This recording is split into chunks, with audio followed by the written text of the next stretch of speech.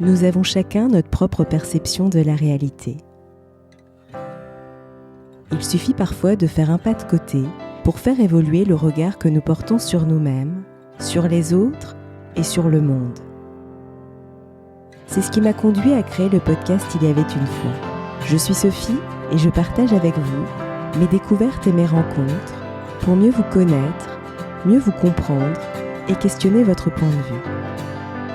Si ces thématiques vous intéressent, je vous invite à vous abonner sur votre plateforme préférée. Il vous est peut-être déjà arrivé de vous sentir bloqué par des freins, des peurs, voire des croyances limitantes. Comment exploser ces plafonds de verre qui vous empêchent d'avancer ? Pour en parler, j'ai le plaisir de recevoir Virginie Delalande, coach, conférencière et fondatrice du Handicap Power. On lui a dit qu'elle ne parlerait jamais, qu'elle n'aurait pas son bac, qu'elle ne gagnerait jamais bien sa vie avec son handicap. Et pourtant, c'est la première avocate sourde de naissance en France et finaliste du Grand Oral sur France 2. À travers son livre « Abandonner ? Jamais », paru aux éditions Kawa, elle parle de son parcours et de la manière dont on peut mener sa vie quand on est différent, quand on a de l'ambition, mais aucun modèle de référence. Ce livre est une piste originale et passionnante pour nous apprendre à déjouer les fatalismes, quels qu'ils soient. Dans cet épisode, vous allez découvrir à travers son parcours comment assumer sa différence et dépasser ses limites. Avant de rejoindre Virginie, vous retrouverez la retranscription dans le descriptif de ce podcast pour vous permettre de suivre l'ensemble de notre échange. Bonjour Virginie et merci d'avoir accepté mon invitation. Merci, avec grand plaisir et je suis ravie de cette invitation. Alors si vous deviez choisir un mot pour vous définir, ce serait lequel ? Passionnée. Ouais, ça ressort bien de votre parcours, effectivement. Merci. Et avant de devenir conférencière, vous avez expérimenté la vie professionnelle sous toutes ses formes, start-up, multinationale, organisation internationale, cabinet d'avocats, dans plusieurs pays et sous différentes casquettes. Y a-t-il un fil rouge qui vous a guidé dans vos choix professionnels ? Alors oui, je cherchais à ce moment-là beaucoup ma place et ma valeur. Et pour que vous compreniez ce que je veux dire par là, c'est qu'il y avait une image assez négative de mon handicap.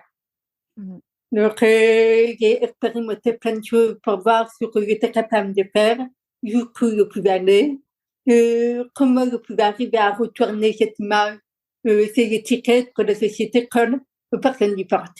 Ouais, je comprends. Effectivement.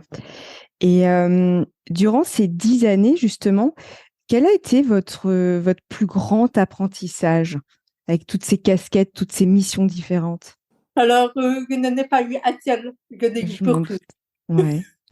Et j'ai envie de dire que les deux qui retiennent mon attention, c'est que, évidemment, j'ai compris que mon handicap était un cadeau, parce qu'il me permettait de faire la différence de manière positive. Et la deuxième chose, c'est que je me suis rendu compte que l'adaptabilité, qui est quand même essentielle quand on est différent, devient vraiment une chose, devient vraiment une force, tellement le monde dans lequel nous sommes change rapidement. Ouais, effectivement, c'est très très juste. Et justement, qu'est-ce qui vous a poussé à devenir conférencière ? Très bonne question. En fait, c'était mon rêve secret. Sauf que je pensais vraiment qu'il était impossible à cause de ma surdité et de mon accent. Et en France, on a une image des métiers de la parole très high level, très j'ai une légitimité derrière, j'ai une vraie expertise à défendre, et moi je ne me sentais évidemment pas à la hauteur. Donc il a fallu que je prenne des cours, il a fallu que des personnes me donnent des coups de pied aux fesses en me disant Virginie, ça fait 1 an, 2 ans, 3 ans que tu as suivi ces cours, tu n'as fait toujours rien, ça te touche. Ouais. Et après, j'ai participé à un documentaire sur Arte qui a eu un succès complètement inespéré. Et ensuite, à un concours d'éloquence où je suis arrivée au final. Et pareil, est parti encore plus loin. Et là, à chaque fois, on me demandait des références. Donc au début, je le faisais gratuitement. Ouais. Ensuite, ils ont payé pour venir me voir, mais moi, je n'étais pas payée. Et hop, là, après tout ça, je me suis dit, ben, je vais peut-être accepter de me faire payer. Ah ouais. Et c'est comme ça que je suis devenue conférencière. Ah, c'est très, très inspirant. Mais c'est vrai que j'adore votre parcours. Je trouve qu'il est hyper inspirant et ça donne vraiment, déjà, vous donnez la niaque, mais en plus, c'est hyper inspirant parce qu'on voit bien qu'on peut dépasser ses limites. Et ça, c'est extraordinaire. Et justement, on va en parler. Alors, justement, pour vous, que signifie être différent? Pour moi, ça veut dire sortir du cadre, Ouais. s'autoriser à écouter, connaître les choses, découvrir qui on est vraiment, s'autoriser aussi à sortir des sentiers battus en devenant un aventurier. À la Mmh. fois l'aventurier de sa propre vie, parce que finalement, rien n'est écrit d'avance, et à la fois un aventurier sur les limites que nous connaissons, que la société connaît, que l'imaginaire humain connaît, et se dire, mais est-ce qu'il n'y a pas justement un chemin qu'on n'a pas encore découvert pour repousser ses limites? Ouais, complètement, ouais. Je partage, votre point de vue et quelle est votre manière d'aborder le regard des autres? Alors, le temps, je l'avais pris assez mal. Je me doute bien. Vous l'avez Ouais. compris au début de l'interview. Donc, je voyais les moqueries, la dévalorisation, tout le côté négatif, en fait, le verre à moitié vide de la différence.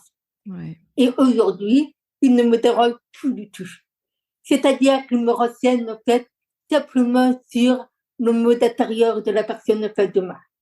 Est-ce que c'est une personne qui est ouverte d'esprit, curieuse, capable d'apprendre, de se remettre en question, au-delà des apparences. Ouais, ouais et Donc, au-delà des apparences, ouais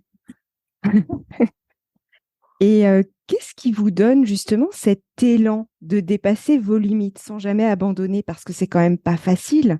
alors, je pense, pour moi, c'est de plus en plus facile. D'accord. De plus en plus facile parce que, au fur et à mesure des années qui passent, j'ai le sentiment de me connaître de mieux en mieux. Et en fait, aujourd'hui, à chaque fois, je choisis de faire quelque chose pour répondre à quelque chose. Donc, je suis dans une vie profonde. Ouais, Donc, j'adore apprendre, j'adore découvrir, j'adore comprendre, j'adore réussir. Parce que oui, j'ai beaucoup d'ambition aussi. c'est important. Exactement. Et j'ai compris, en fait, que pour atteindre un objectif, c'est exactement comme le Mont Blanc. Il y a un seul chemin, mais plusieurs chemins, plusieurs versions pour Mmh. accéder à ce chemin.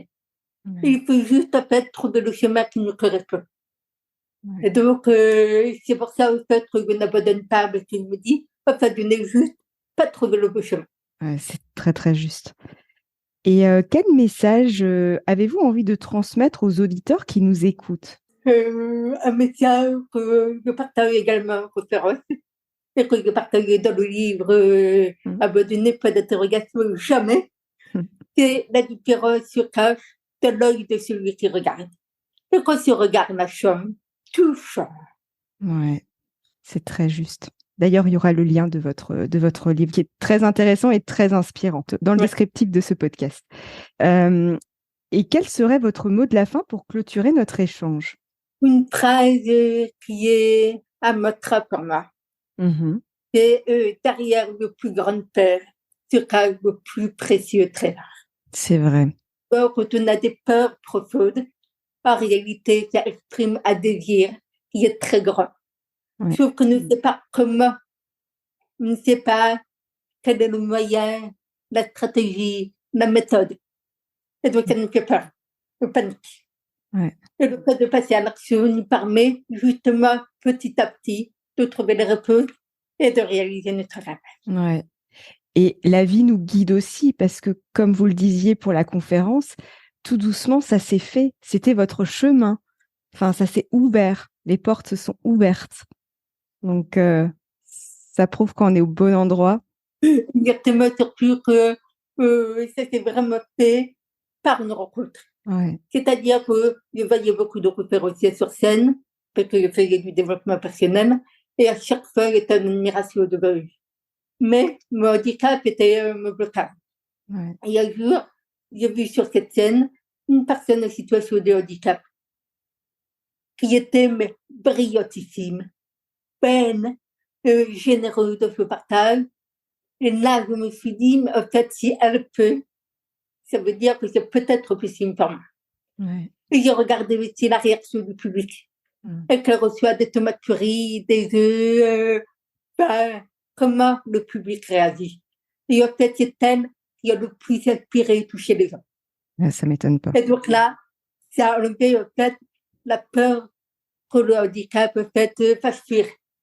Ouais, je comprends. Et le concours de l'Holocauste m'a réconcilié avec mon accent, ma prononciation un petit peu particulière. Ouais. Hyper inspirant. En tout cas, un énorme merci pour notre échange, Virginie, vraiment.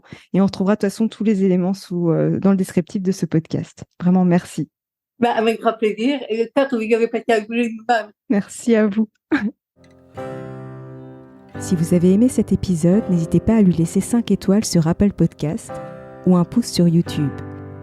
Et surtout, abonnez-vous sur votre plateforme d'écoute préférée pour ne manquer aucun épisode. Je vous souhaite une très belle journée ou une très belle soirée et vous donne rendez-vous dans 2 semaines. À bientôt!